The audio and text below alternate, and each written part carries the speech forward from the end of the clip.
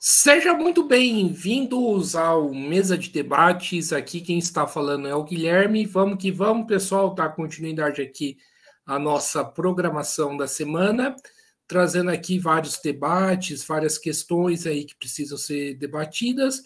E, né, novamente voltando aqui com um tema que nós vamos trabalhar aí bastante, né, durante esse ano, e já estamos fazendo isso, é a questão da situação política da Argentina e da luta contra Milei. Já fizemos entrevistas, já cobrimos, né, atividades daqui do Brasil em solidariedade da Argentina, tal qual o Mesa de Debates chamou, né, foi um dos responsáveis aí da atividade junto aí com outras entidades. E, né, vamos conversar aqui com o Luiz Pruneto, ele que é do Partido Obreiro, né, ou aqui no Brasil, Partido Operário, para a gente conversar aqui, né, um pouco, né, como que o PO, né, está vendo aí toda essa questão da Argentina. Então, Pruneto, antes da gente começar, por favor, fale um pouquinho de você, quem é o Luiz Pruneto? Bueno, buenas tardes, buenas noches. Yo soy militante del Partido Obrero, miembro de la Comisión Internacional del Partido, soy historiador, y varias cosas más, pero para lo que le interesa a la gente, me imagino que con eso puedo resumir quién soy, ¿no? Não, sim, perfeito. E, Bruneto, primeiramente, né, como que anda as coisas, né, lá na Argentina depois da última greve geral, né? A luta, né, esfriou um pouco ou está continuando tendo mobilizações? Como que está o cenário lá? Mirá, yo te diría que el problema fundamental es justamente que las direcciones sindicales no tienen ningún interés, lo que nosotros acá llamamos burocracia sindical, bueno, y ustedes también, ¿no es cierto? No tienen ningún interés en desarrollar una lucha de fondo y seria contra el gobierno de Milei. La huelga general que vos mencionás, la del 24 de enero, fue una huelga en gran medida resuelta por la CGT, la principal central sindical argentina, como consecuencia de todo el clima de agitación que se había venido desarrollando ya desde el 20 de diciembre, que fue la primera acción de lucha contra el gobierno de Milei, 10 días después de su asunción, que fue una acción promovida fundamentalmente por el movimiento piquetero, que es el otro gran actor, yo diría el otro gran actor popular, ¿no es cierto?, que es el movimiento que organiza a los trabajadores desocupados, precarizados en el país, y que es un factor de lucha muy importante que moviliza a decenas de miles de trabajadores.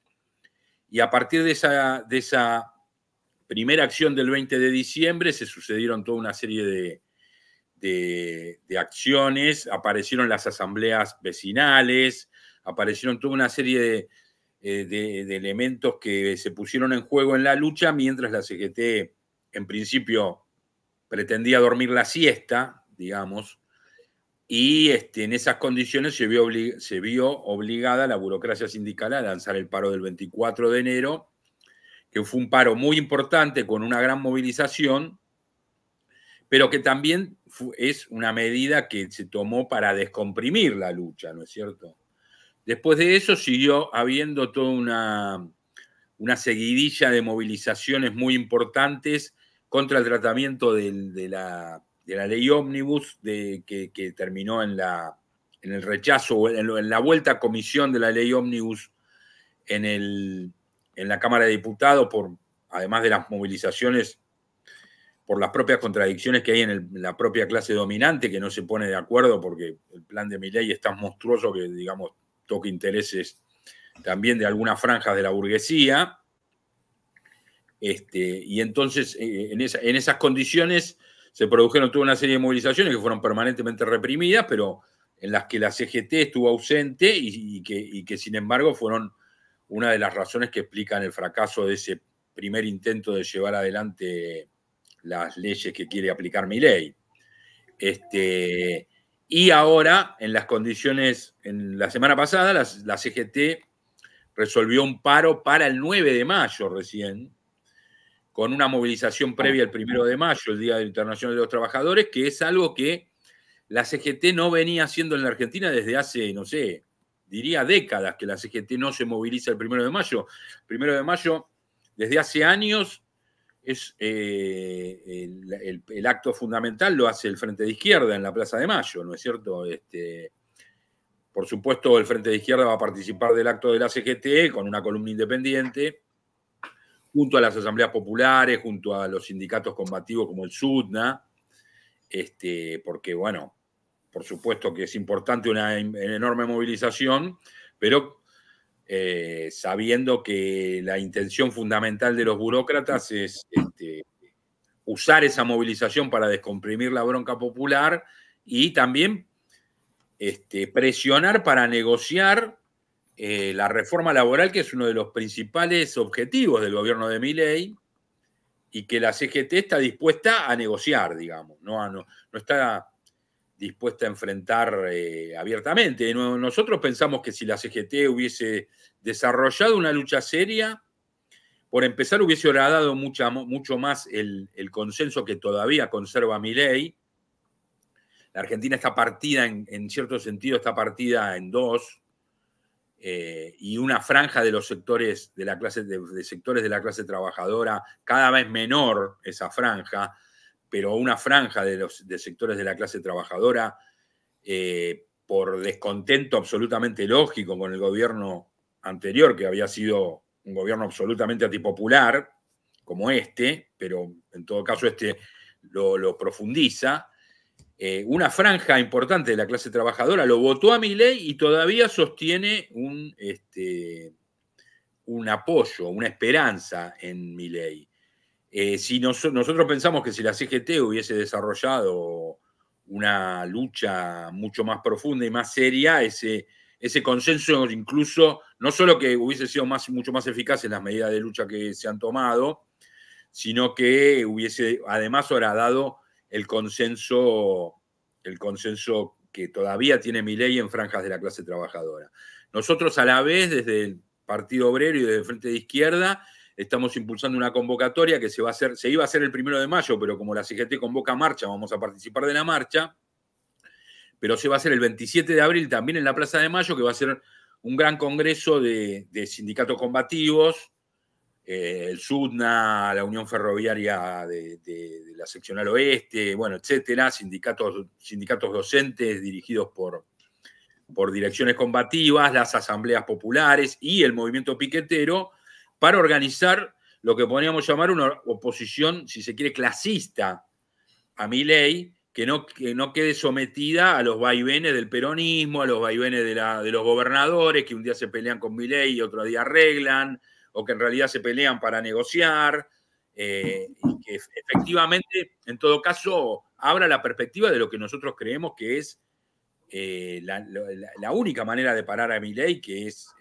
la huelga general, pero la huelga general, digamos, en el sentido de la huelga general prolongada, para la cual empieza a haber condiciones, porque empieza a haber huelgas muy importantes con mucha presión desde abajo. Hubo un paro de colectiveros, de los buses, de los ómnibus, la semana pasada muy importante. Hay huelgas de la industria de los metalúrgicos, por ejemplo, de una seccional muy importante que es Villa Constitución, que está que había empezado una huelga por tiempo indeterminado. La dirección por ahora la levantó, veremos si no debe volver a la huelga por tiempo indeterminado, porque la patronal difícilmente accede a los reclamos de los trabajadores. Hay despidos en el Estado y ahora también cada vez más en el sector privado, en masa, digamos, de los cuales además el gobierno de Milei se enorgullece, los proclama como si fueran hazañas.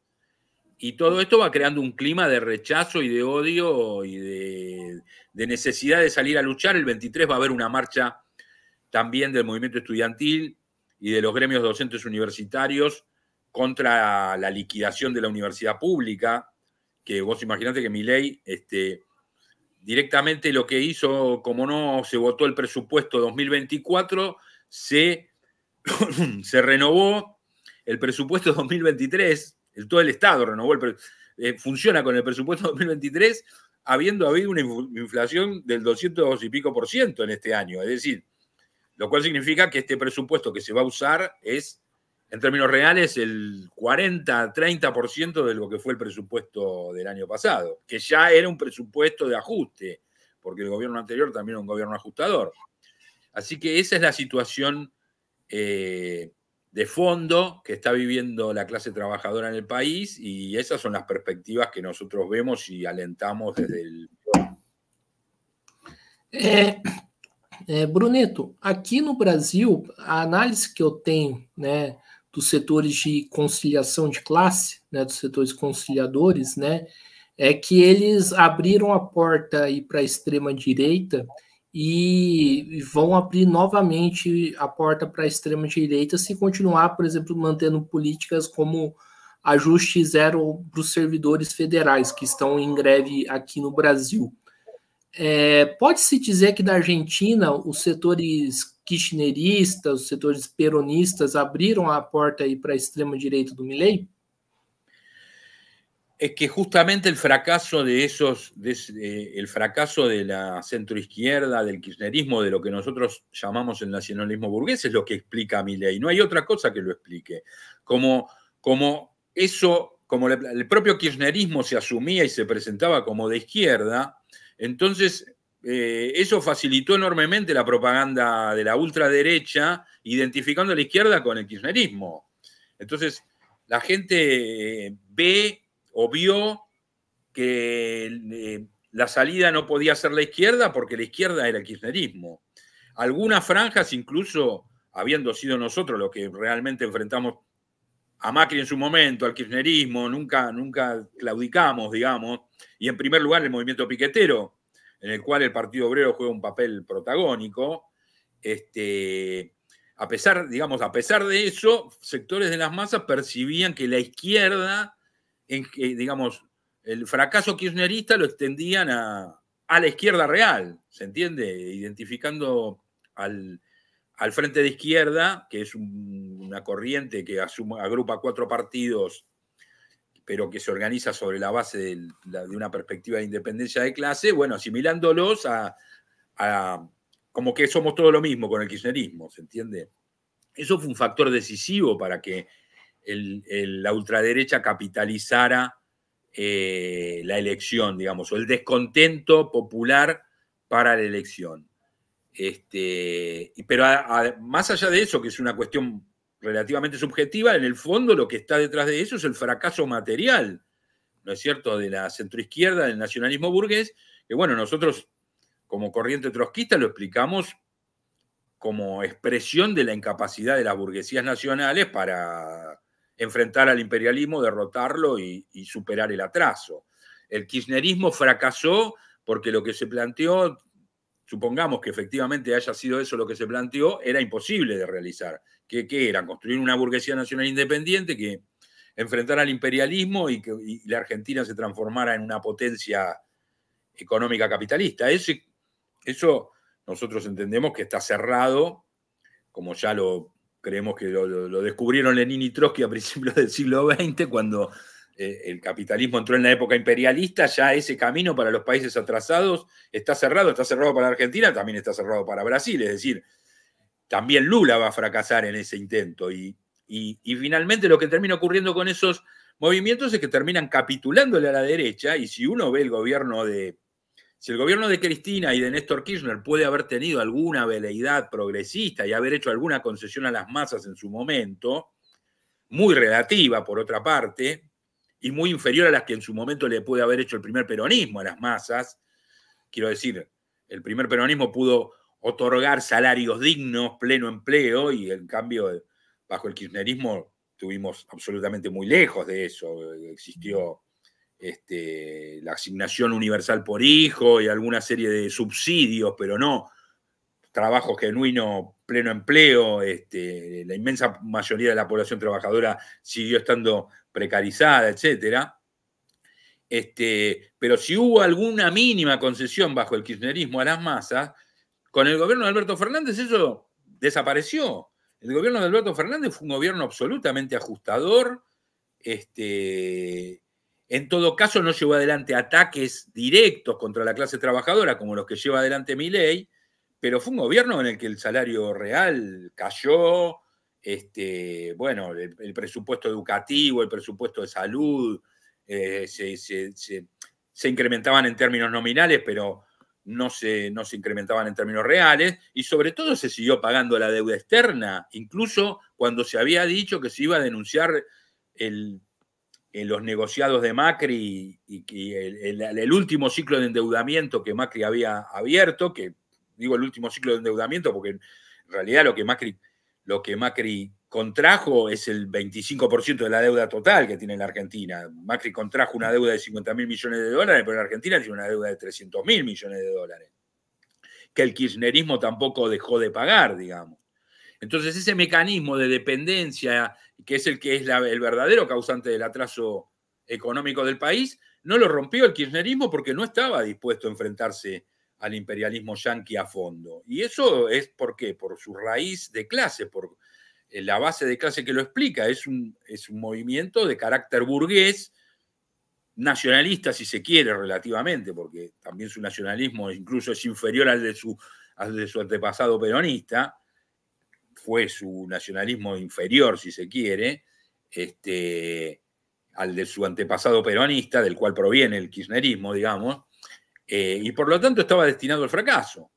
Y ese fracaso fue el que capitalizó la ultraderecha, como de alguna manera lo capitalizó Bolsonaro en su momento cuando le gana a las elecciones a Temer, y no nos olvidemos que Temer era el presidente a Lula, perdón, en la primera elección me refiero, la que gana Bolsonaro, pero no nos olvidemos que Temer, que le abrió el camino directo a Bolsonaro, a su vez había sido el vicepresidente de Dilma Rousseff, ¿no es cierto?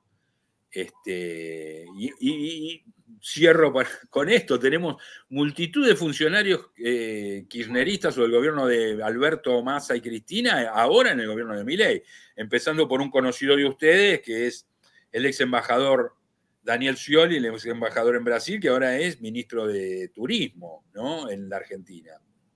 Y, por ejemplo, el ministro de Salud del gobierno de Milei es un personaje que fue director de la empresa estatal de Aguas Argentina, una de las principales empresas estatales de la Argentina, bajo el gobierno de Alberto Fernández, que además es el esposo la presidenta de esa empresa era la esposa de Massa, Malena Galmarini. Es decir, el actual ministro de Salud de la Argentina, que no está haciendo nada contra el dengue, que es un desastre acá, no hay ni una gota de repelente, ni nadie piensa en vacunar a la población, ese ministro es un exfuncionario de Malena Galmarini, la esposa de Massa. Y así podría citar numerosos ejemplos más. Perfeito. E, Luiz, né, queria que você falasse um pouco, né, como que o PO vê a atuação dos parlamentares da frente de esquerda, né? A gente tem, né, representando o PO, a Romina Delpá, né, mas também tem outros, né, o Christian Castilho, do PTS, Miriam Breckmann, né, Leandro Vilca, Nicolás Telcânio.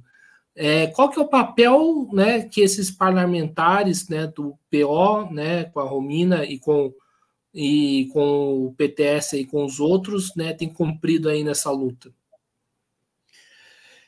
Yo creo que juegan un papel muy importante para amplificar, para usar el Parlamento como una tribuna parlamentaria y para llevar adelante iniciativas que de otra manera no prosperarían ni entrarían en discusión.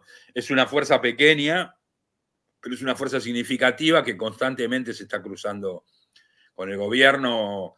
De hecho, recientemente el propio Milei tuvo comentarios, asombrosamente comentarios benévolos hacia Romina, pero señalando que era una persona muy inteligente, etcétera. Por supuesto, nosotros son elogios que no nos enorgullecen en absoluto. Justamente lo hace porque sabe que mucho de lo que él pregona, en cuanto a coherencia, en cuanto a no ser la casta, a ser un outsider, mucho de todo eso que él pregona hipócritamente, porque en realidad él es un hijo directo de la casta, empleado durante muchos años en uno de los principales grupos económicos del país, Eurnequian, dueño de los aeropuertos, de las concesiones de los aeropuertos, empezando por el aeropuerto de Ezeiza. Justamente sabe que la coherencia, que nuestros compañeros efectivamente viven como cualquier trabajador, que no cobran las dietas de los que cobran los demás diputados, no tienen los privilegios que tienen los demás diputados, y todo eso va creando un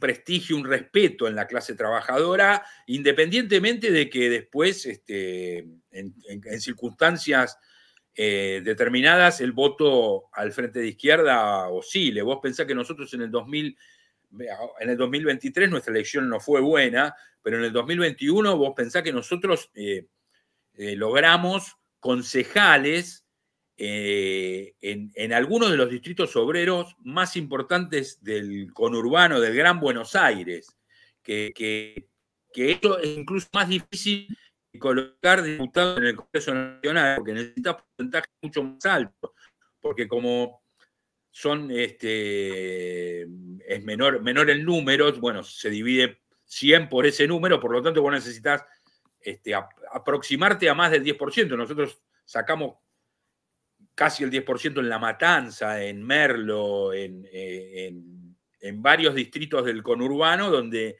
introdujimos diputados. Es decir, también hay que pensar que algunos que votaron a Milei nos votaron en el 2021 y nos van a volver a votar cuando votaron en gran medida, en cierto sentido, por desesperación, porque esto realmente era un desastre. Hoy es un desastre mucho peor, pero era un desastre.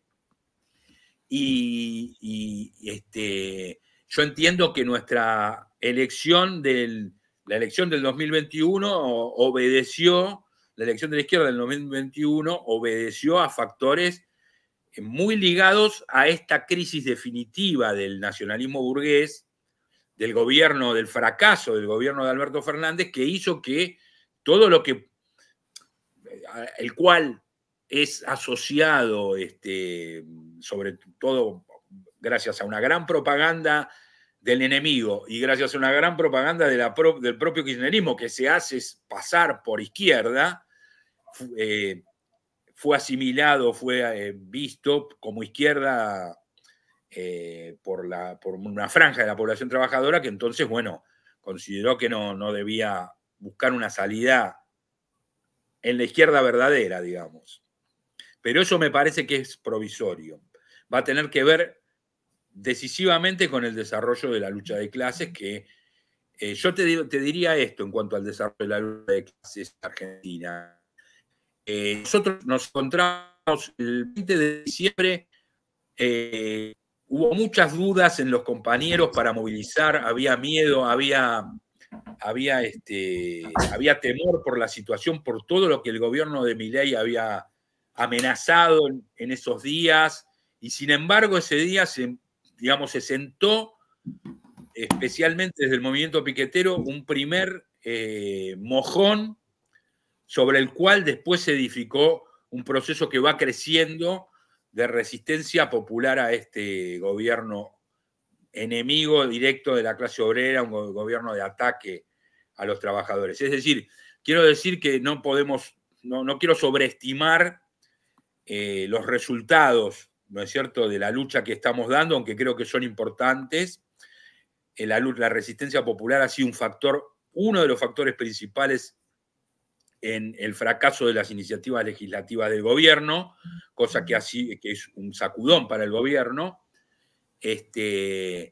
y es uno de los responsables, este proceso de resistencia popular, de que la CGT se haya visto obligada a sacar estos paros, aunque sean paros para descomprimir, pero bueno, no son para nosotros también plataformas de lucha. Es decir, nosotros vamos a usar esos paros en función de tratar de que no sean paros aislados, sino el punto de partida de luchas más profundas y más permanentes, hasta derrotar al gobierno de Milei. Luiz, aqui no Brasil, né, tá certo que eu, né, eu sou, né, perto aí das forças da esquerda, eu sou, né, um minúsculo, né, mas assim, sempre que alguém vem conversar comigo, eu falo que é necessário ter uma frente de esquerda com os partidos classistas, como a FIT, né? Eu queria que você falasse um pouco sobre isso, né? Qual foi a importância da FIT na conjuntura política brasileira, na conjuntura política argentina, e quais exemplos que aqui no Brasil a gente pode ter da FIT, né? É possível ter uma FIT aqui no Brasil? Yo no sé si es posible, vos lo sabés mejor que yo eso, lo sabrás mejor que yo. Sí te digo, creo que es necesario, porque la conquista fundamental, porque es imprescindible que la izquierda se sustraiga, en el caso de ustedes, respecto al sometimiento y al seguidismo al PT, porque no vamos a ningún lado por ese camino. Acá nosotros realmente es tortuoso, difícil, no es ningún camino de rosas el que está desarrollando el Frente de Izquierda, mantenerse en posiciones a veces muy difíciles no contra la opinión pública, pero sí contra la ofensiva mediática. Quiero decir, la opinión pública es un concepto muy relativo, pero suponete, el tema Palestina. Nosotros hemos tenido una posición muy clara con respecto a eso, de apoyo a la resistencia palestina, no solo una posición, si se quiere, nos oponemos al genocidio. Especialmente desde el PO tenemos una posición que de frente único con la resistencia palestina, independientemente de las posiciones ideológicas y de las divergencias ideológicas que podemos tener con organizaciones como Hamas, etcétera, pero nosotros reivindicamos esa lucha y eso es valorado por un sector de las masas. Y además, como nosotros hemos sentado una base en franja de las masas, decenas de miles de trabajadores, especialmente de las franjas más oprimidas, las franjas ligadas al movimiento piquetero, que se empapan de cuestiones fundamentales de la vida social bajo el capitalismo actual en su fase imperialista bárbara, ¿no? Entrando en la barbarie. Y eso es un capital que por ahí en lo inmediato no se traduce en votos, en lo inmediato, pero es un capital para una perspectiva de lucha revolucionaria que es invaluable. A mí me parece que justamente eso es lo que la izquierda brasileña y la izquierda en general en el mundo, la izquierda que se proclama marxista y revolucionaria, ¿no es cierto?, debe, me parece a mí, tomar de la experiencia del Frente de Izquierda. El Frente de Izquierda es un polo de independencia de clase, con todas sus contradicciones, con las diferencias que tenemos entre los distintos partidos, y sobre esa base se va construyendo una referencia. Y aunque no saquemos votos, digamos, al nivel de lo que probablemente se podría, no sé, considerar que debería ser logrado. Bueno, somos un factor de la vida política. Somos un factor de la vida política y somos un factor de desarrollo de la conciencia y de la organización de las masas, preparándonos para otras situaciones que, bueno, veremos incluso frente al gobierno de Milei cómo evoluciona la situación. Habrá que ver si no se abre una perspectiva, como te decía antes, ¿no?, de una general fondo, de huelga, que Rosa llamaba huelga política más, ¿no? Para derrotar al gobierno de Milei. Y para eso es imprescindible la existencia de este polo de independencia de clase, que por otra parte, como verás, hablo mucho, ¿no?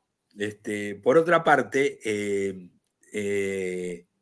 si tenemos en cuenta los últimos procesos rebeldes latinoamericanos, uno puede decir que justamente fue eso lo que faltó en experiencias tan profundas y tan extraordinarias como la chilena o Ecuador o Colombia.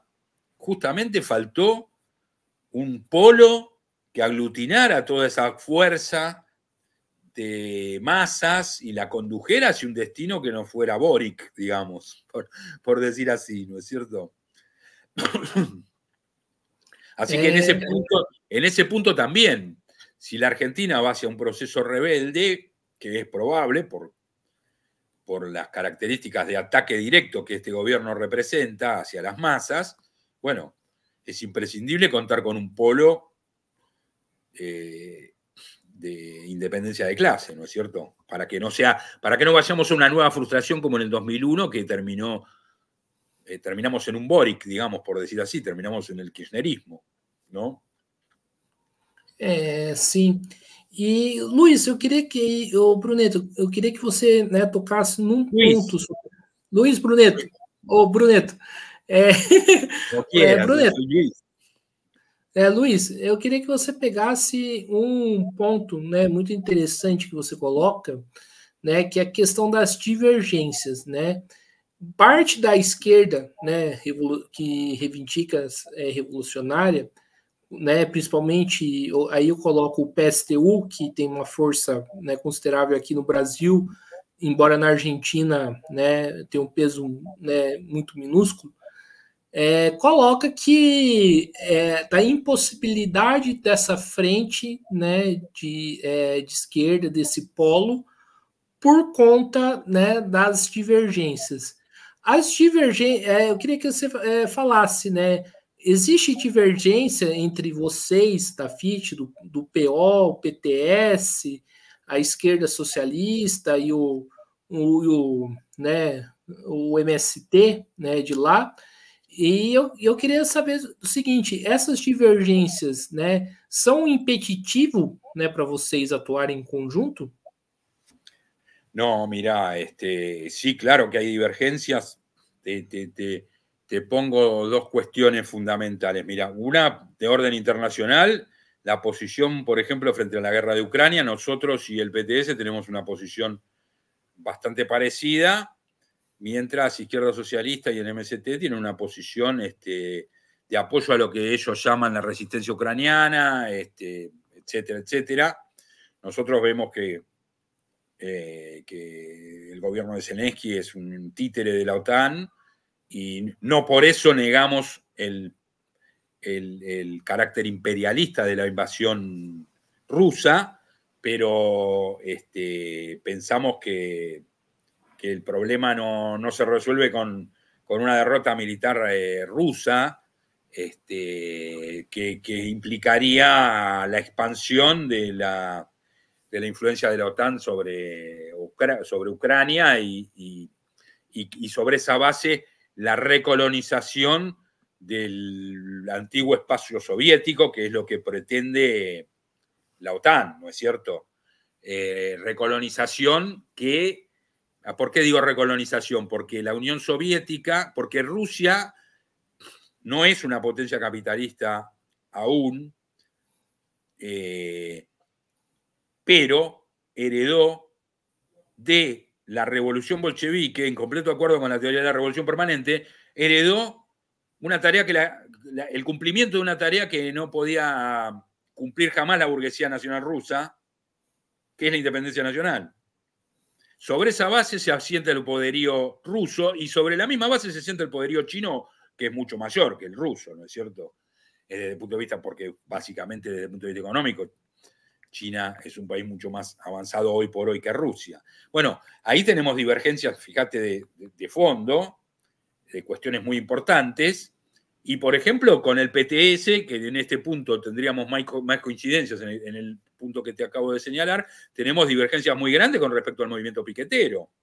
Nosotros consideramos que es imposible derrotar a la... Primero que en las condiciones del capitalismo decadente, imperialista, entrando en la barbarie, la precarización laboral es la norma. Y por lo tanto, la organización de los trabajadores desocupados, precarizados, que es lo que el movimiento piquetero organiza básicamente, no puede esperar a que la burocracia sindical los organice desde los sindicatos, porque no lo va a hacer. La burocracia sindical justamente sobrevive por varias cosas. Una de ellas es por la división entre los trabajadores ocupados y los desocupados. Entonces nosotros valoramos decisivamente el trabajo en el movimiento piquetero, que, por ejemplo, los compañeros del PTS no lo ven del mismo modo. Del mismo modo que, por supuesto, seguimos considerando que la clase obrera industrial es la clave de los procesos revolucionarios, y por eso también son compañeros nuestros, o compañero nuestro, Alejandro Crespo, es el secretario general del único sindicato nacional que dirige la izquierda, que es el sindicato del neumático, un sindicato industrial, además. Es decir, que nosotros no es que abandonamos el trabajo sindical en las fábricas para irnos al movimiento piquetero, al contrario, ponemos el mismo empeño en el desarrollo de las tareas, tanto en el movimiento sindical, o en el movimiento obrero tradicional, por decir así, no sé si sería el término apropiado, en los sindicatos, en la lucha por recuperar los sindicatos, por recuperar a la CGT, porque nosotros no queremos crear una central sindical aparte, qué sé yo, lo que queremos es echar a todos los burócratas que están y que sean los trabajadores los que recuperen ese instrumento, que es un instrumento de un poder gigantesco. Si hablábamos al principio de la lucha contra el gobierno de Milei, creo que no exagero si te digo que si la CGT desarrollara un plan de lucha serio contra Milei, ya lo hubiera derrotado. Eso, no hay dudas de eso. El poder de la CGT es un poder enorme. Es una de las centrales sindicales más poderosas del mundo, en manos de una burocracia de las más podridas del mundo. Entonces, no es que nosotros descuidamos el trabajo en la clase obrera industrial, al contrario. Pero bueno, esa es otra diferencia importante, ¿no es cierto? Y sin embargo, en absoluto eso impide que empujemos el frente de izquierda y que el desarrollo del conjunto de la izquierda en el país, ¿no? Como instrumento electoral, ¿no es cierto? Incluso te diría, nosotros, por ejemplo, como PO, tenemos una política de frente único con organizaciones que están fuera del frente de izquierda. En el movimiento piquetero, nosotros, el Polo Obrero, es por ahí la principal organización, pero la principal organización de un núcleo que es el Frente de Lucha Piquetero, que está formado por múltiples organizaciones piqueteras, entre las cuales hay organizaciones guevaristas, incluso organizaciones peronistas muy combativas, muy de lucha, que no han dejado de luchar ni contra el kirchnerismo, ni contra el gobierno de Alberto Fernández, digamos. Y muchos de esos grupos no están en el frente de izquierda. Y todo eso no impide que el frente de izquierda, digamos, por supuesto esos grupos normalmente llaman a votar al frente de izquierda, etcétera, pero quiero decir, no integran orgánicamente el núcleo de los 4 partidos que forman el frente. Sin embargo, ese frente único que nosotros llevamos, que es el frente único en la calle, ¿no? El frente único con el cual cortamos las rutas en todo el país, no impide que el frente de izquierda siga unido. Certo. Y así Luis, que en Brasil sí es posible, y el PCTU podría desarrollar o impulsar esa tarea, además porque es un partido en Brasil de una envergadura, me parece, importante como para ser el núcleo alrededor del cual se pudiera llevar adelante una política de independencia de clase. Después el tema es que efectivamente quiera hacerlo, eso es otro tema, ¿no es cierto? Luiz, aqui no Brasil, né, nessa última semana, acabou, né, de ter um debate bem, né, assim, bem patético, né, digamos, né, onde o Elon Musk, né, veio aqui, né, defender ser o paladino da liberdade de expressão, né, o Elon Musk, representante da direita, da extrema direita. Até o Milley, né, se juntou ao Elon Musk nessa empreitada. Né? E aqui no Brasil a extrema direita tá aparecendo como paladina da liberdade de expressão. Curiosamente, na Argentina, né, até você falou aí, né, dos presos, né, e tudo mais. Na Argentina, o mesmo Milei reprime brutalmente, né, a classe trabalhadora de lá, né, inclusive, né, com protocolos aí da Patrícia Burik, né, de contra manifestações anti-protesto, né. Eu gostaria que você falasse um pouco disso, né, desse cenário aí represivo aí do governo da extrema direita do Milei. Bueno, mira, tengo entendido, no lo vi, pero lo escuché en algún medio serio, que además Milei, parece que Musk llamó a las hordas fascistas a lanzarse a las calles en Brasil, y que Milei parece que hizo un comentario en el sentido de que si no van a, que si no van a Brasil se vengan para la Argentina las hordas fascistas, que serían bien recibidas. Mirá, sí, acá hay un panorama represivo permanente. La Argentina era un país que había conquistado niveles de libertades democráticas muy grandes. Yo no sé si vos conocés Chile, me imagino que sí. En Chile vos salís a marchar y ya sabés que te van a romper la cabeza, digamos, ¿no es cierto? Por cualquier acción, bajo cualquier gobierno en Chile, en la postdictadura, te meten preso en una movilización, siempre se reprime, digamos, ya es norma. En la Argentina eso no existía, la represión era excepcional y, bueno, por supuesto en algunos casos muy violenta, pero en situaciones excepcionales o como fue, por ejemplo, en la batalla del Puente Pueyrredón en junio del 2002, cuando el gobierno de Duhalde reprime al movimiento piquetero y son asesinados nuestros compañeros Costecchi y Santillán, pero eso provoca una crisis del gobierno de Duhalde que se ve obligado a adelantar las elecciones, etc. Acá Milei instauró una política, rompió con eso, si se quiere, con la política de relativa, no sé si decir tolerancia, pero algo así, digamos, de parte del Estado hacia las movilizaciones, los cortes de ruta, los cortes de calle, e inició una política de represión desde el primer día, que es esa marcha del 20 de diciembre, en la que se aplicó por primera vez el famoso protocolo antipiquetes, que impide que la gente se movilice por la calle. O sea, vos tenés que hacer una marcha y tenés que ir por la vereda, por la acera, tenés que marchar por la... No puedes marchar por la calle, por la calzada. Bien, entonces, desde ese momento hasta hoy, las situaciones han sido de hostigamiento permanente, en todas las marchas, empujones, golpes, pero donde finalmente se produjo, hubo, digamos, situaciones de escaramuza, de tensiones diarias en las marchas que hubo contra al Congreso. Por ejemplo, el día del paro de la CGT no hubo incidentes porque fue no hubo represión, la marcha fue muy grande.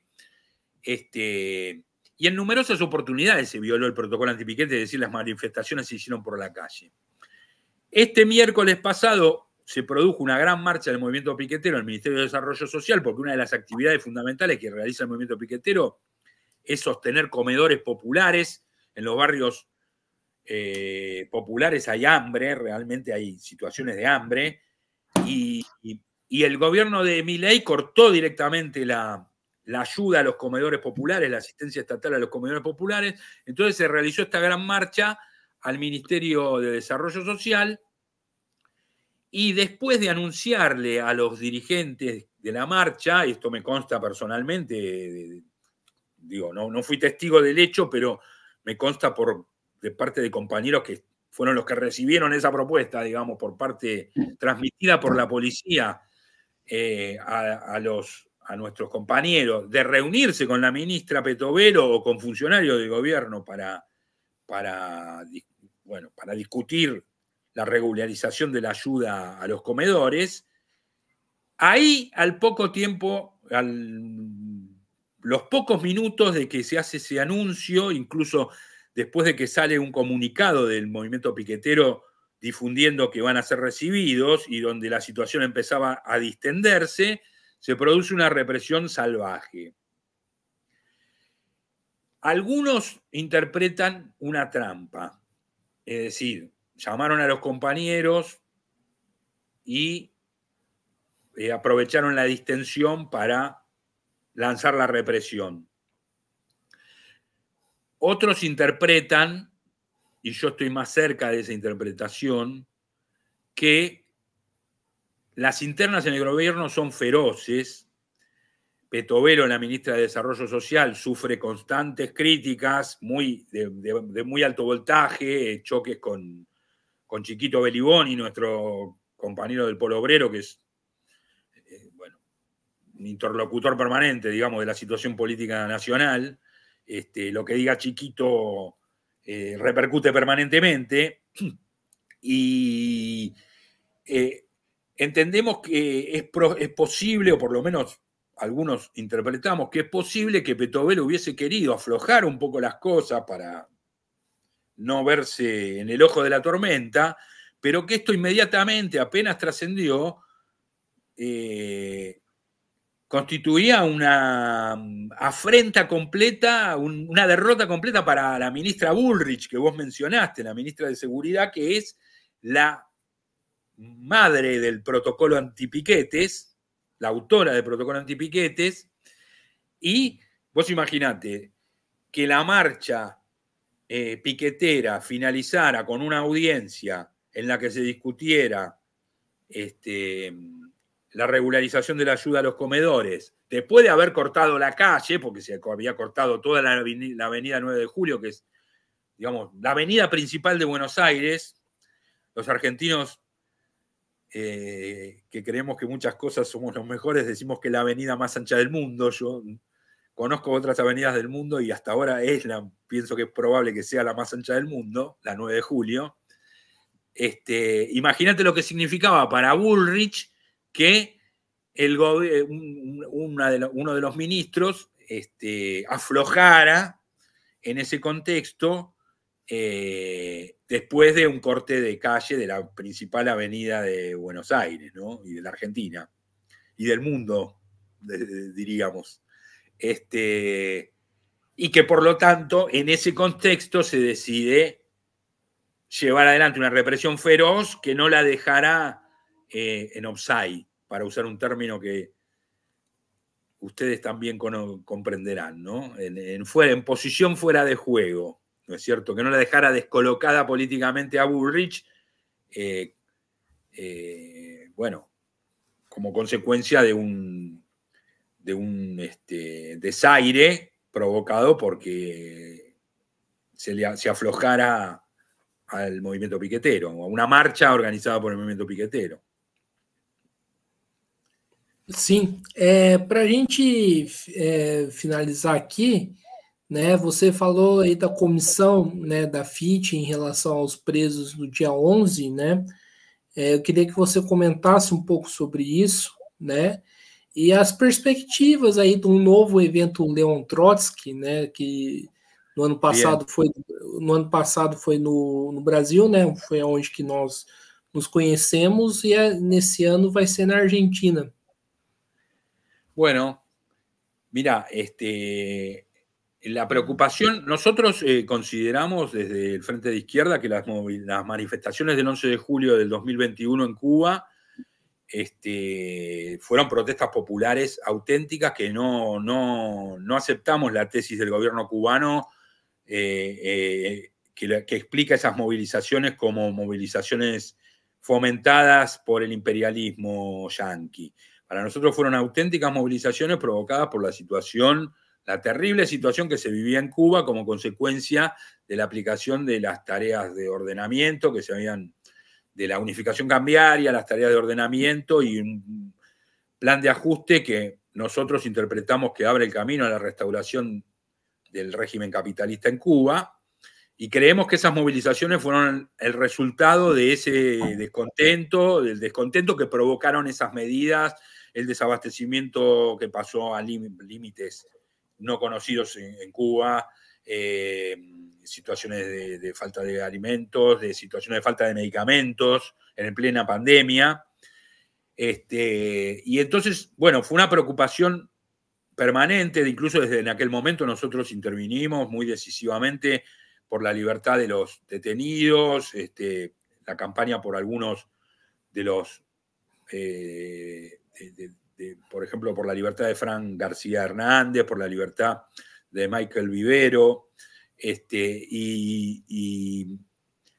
y esa preocupación se sostuvo en todo este tiempo y provocó muchas discusiones dentro del Frente de Izquierda, en el sentido de la necesidad de intervenir en la situación ligada a un país que es Latinoamérica y que no queremos que su desenlace sea el desenlace ni de la Unión Soviética ni de China, digamos. Es decir, que el desenlace del proceso de la Revolución Cubana no sea ni la contrarrevolución al estilo Yeltsin o la reconversión de la burocracia cubana en una burguesía al estilo, bueno, como fue el caso de Rusia, o el proceso de restauración controlada por una burocracia, de restauración capitalista controlada por la burocracia del Partido Comunista, como es en China. Aspiramos a que se desarrolle la lucha de las masas por que la revolución cubana se reoriente hacia una auténtica democracia obrera que además se ligue a las luchas y vuelva a estimular además las luchas, la lucha de clases en Latinoamérica retomando su mejor tradición, digamos.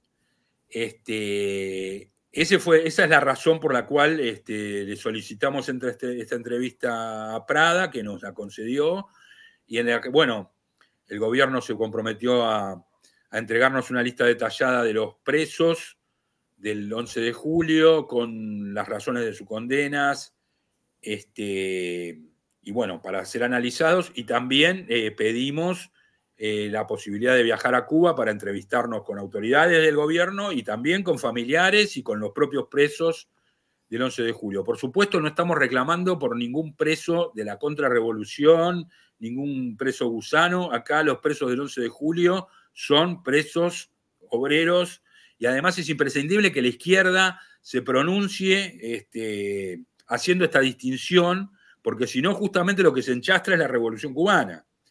Justamente se le deja el camino libre a la derecha para que se pueda hacer una especie de analogía con lo que te contaba antes, con cómo aprovechó Milei la campaña electoral, asimilando al kirchnerismo con la izquierda. Bueno, acá puede ocurrir algo parecido. En Cuba hay franjas de la juventud que creen que Milei es un revolucionario, que lo confunden con el Che Guevara. O sea, a ese nivel de confusión se llega. ¿Por qué? Porque, bueno, porque se identifica a la izquierda porque al socialismo con lo que hoy es ese régimen burocrático que en realidad está promoviendo un proceso de restauración capitalista cada vez más acelerado. Y bueno, en cuanto al evento Trotsky, bueno, vos sabés que lo ligo a Cuba, además porque el primero se hizo justamente en Cuba, en el año 2019, el segundo evento se hizo, y ahí nos conocimos, en la Universidad de San Pablo el año pasado, coordinado por Marcio Loureiro y por Marcio Lauría y Frank. Y este año, bueno, se hace en Buenos Aires en octubre, en la Facultad de Ciencias Económicas, y lo estamos coordinando, se va agregando un coordinador por país, y a los otros dos coordinadores, en este caso me agregaron a mí, me eligieron en el Congreso, en el evento Trotsky de San Pablo. Y bueno, y tenemos enormes expectativas, hay 15 mesas temáticas, Hay un montón de invitados internacionales de primer nivel que no los puedo nombrar porque a pesar de que algunos están confirmados, tenemos que tener la confirmación definitiva, pero creemos que va a ser un evento muy, muy importante y además un evento muy importante en el contexto de la Argentina de Milei, ¿no? Realmente, y además en la Universidad de Buenos Aires, que es anatemizada por Milei, que estudió en una universidad privada que ni siquiera figura en los rankings, ni lejos figura en los rankings en los que, por ejemplo, figura la UBA, figura la Universidad de San Pablo, figura la Universidad Autónoma de México, la Universidad de Lima, todas estatales, y en cambio no así la Universidad de Belgrano, que es la universidad privada en la que estudiou Milei. Então, acho que é isso aí, pessoal. Estamos encerrando mais uma entrevista no Mesa de Debates. Quero aqui agradecer ao Luiz Pruneto pela participação, né? Gostei aí do nosso papo.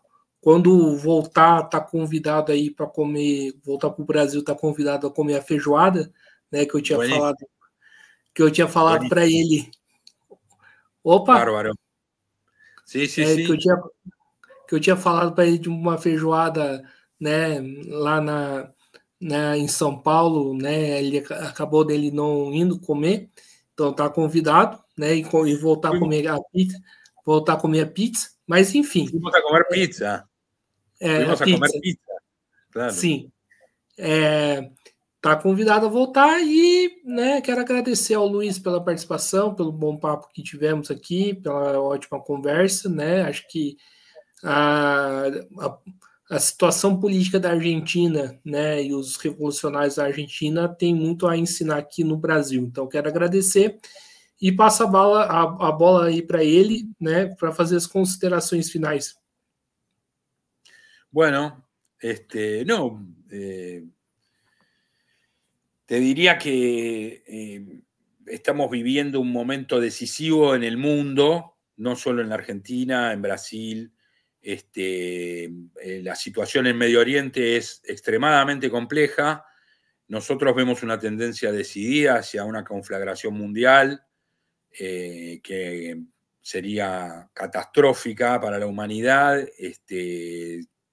Las armas nucleares han sido construidas con sentido disuasorio, pero nada puede garantizar que no sean empleadas y que no sean empleadas de un modo, repito, catastrófico. Es clave la lucha del pueblo palestino, es clave derrotar a Israel, es clave, y esa lucha del pueblo palestino ha conquistado la simpatía de las masas del mundo de una manera que empieza a sacar a la luz el internacionalismo de las masas del mundo, que es en realidad el punto de partida para frenar esa nueva carnicería que puede ser esta vez no tener retorno. Y esa es la perspectiva que nosotros, el desarrollo de esa perspectiva es lo que alentamos desde el Partido Obrero, una perspectiva que apunta a la construcción de una nueva internacional, la reconstrucción de la Cuarta Internacional como una internacional revolucionaria en la tradición de la Tercera Internacional de Lenin y Trotsky, y en Latinoamérica la lucha por superar los límites de las burguesías nacionales mediante gobiernos obreros que abran el camino a una unidad socialista de Latinoamérica, que es la única unidad posible, la única unidad que puede ser viable, ser real. Todo lo demás ya ha demostrado su impotencia, el nacionalismo burgués, el kirchnerismo en Argentina, Lula en Brasil, ya han demostrado su impotencia para resolver los problemas de la humanidad, de las masas, del país.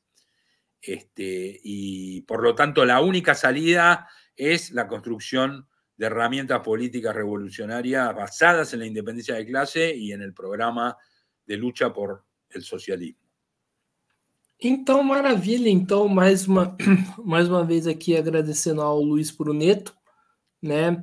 Também agradecendo a você que nos assistiu. Para quem não é inscrito ainda, se inscreva no canal Podcast Mesa de Debates de Tudo Um Pouco. Acompanhe o nosso trabalho, curta, compartilhe, comente este e outros vídeos. E segue a gente nas redes sociais, Facebook, TikTok, Instagram. E quem puder, contribua com o Pix, né? O Pix aí é uma forma de pagamento do Brasil, né? Não sei se na Argentina existe Pix, ô Bruneto? La verdad que no sé, no te sabría decir.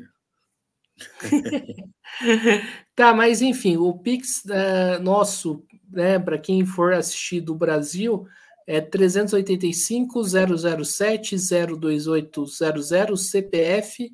Lembrando que nós somos uma mídia independente, não recebemos aí dinheiro nem do Estado e nem do capital privado e nem queremos, né? Então, por isso que a gente consegue trazer aí pessoas como o Luiz aí para falar da luta da Argentina.